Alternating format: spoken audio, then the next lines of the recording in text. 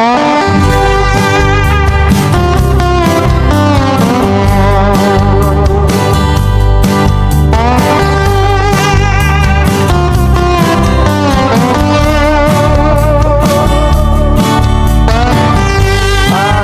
salam damai sejahtera. Ketemu lagi di channel yang edukatif dan informatif tentunya bagi kita para peternak sapi.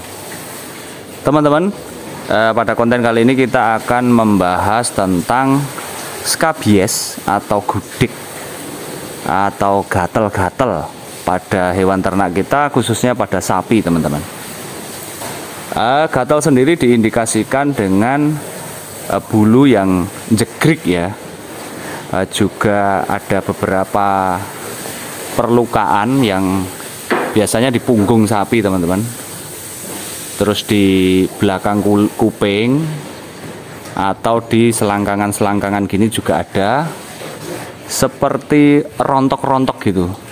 Ada seperti semacam kulit yang mengelupas rontok-rontok gitu, atau bahkan bisa juga terjadi perlukaan. Biasanya di bagian punggung sih kalau perlukaan seperti ini.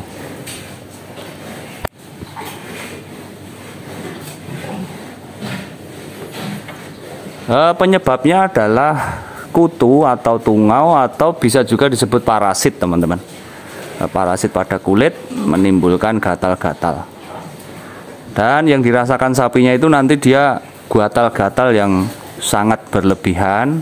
Biasanya dikosot-kosotkan di tembok ya, atau dijilat-jilat gitu, biasanya sampai terkelupas. Bisa juga kelupasan ini memang karena serangan dari si kutu itu, karena si tungau atau kutu atau parasit itu bersembunyi di belakang-belakang bulu ini, di areal kulit lah istilahnya. Namun karena bentuknya sangat kecil ya, kita nggak bisa lihat. Kalau caplak kan kita bisa lihat, teman-teman. Selain gatal yang luar biasa, sapi juga mengalami kerusakan kulit dan juga kerontokan bulu seperti itu tadi. Tentunya mengganggu kenyamanan sapi dan tentunya juga mengganggu perkembangan atau pertumbuhan si sapi tersebut. Juga kadangkala di bagian leher seperti ini, teman-teman, terjadi penebalan-penebalan.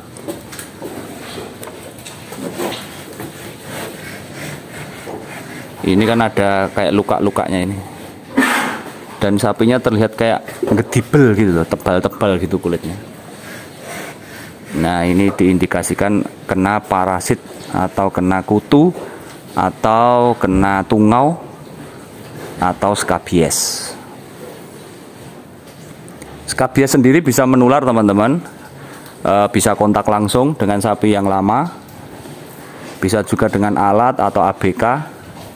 Jadi sebisa mungkin kita harus mengatasinya. Cara mengatasinya sangat mudah, teman-teman. Kita melakukan mengatasi sapi baik di dalam maupun di luar sapi.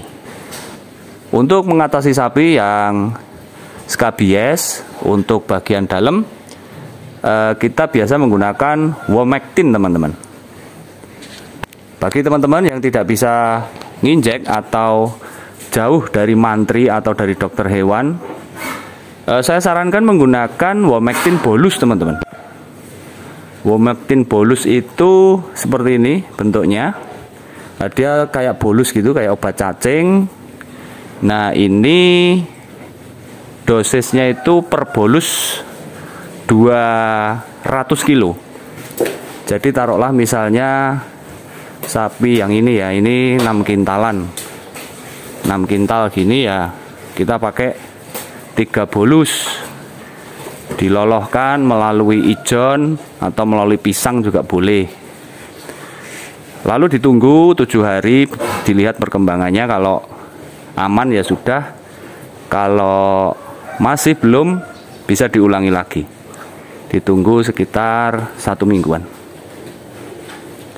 Dan juga ada Womectin injek.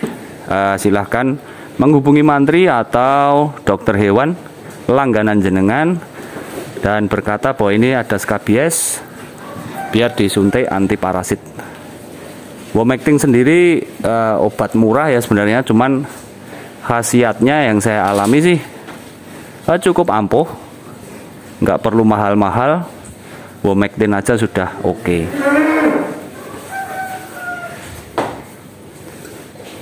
Kemudian untuk tambahan agar pertumbuhan kulitnya cepat bagus, saya sarankan teman-teman juga berkonsultasi dengan dokter hewan atau mantri menggunakan vitamin ADE.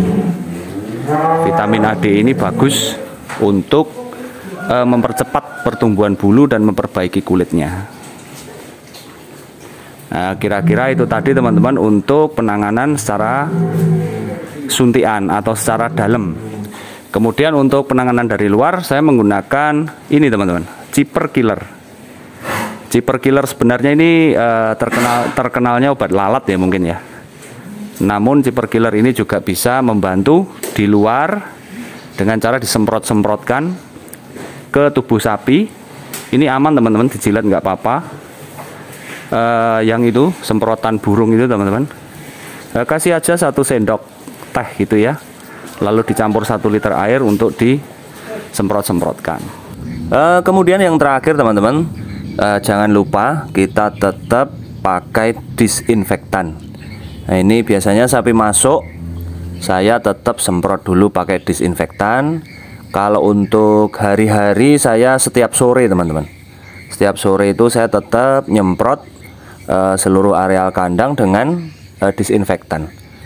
Bisa pakai Destan, ini juga sudah bagus untuk maintenance tiap-tiap harinya, sekalian untuk mencegah penyebaran si tungau atau hama tersebut teman-teman. Oke teman-teman, saya kira seperti itu ya penanganan untuk sapi yang skabies atau gatel atau gudik. Semoga bermanfaat. Kalau ada kurangnya kami mohon maaf. Wassalamualaikum and God bless you all. Dah.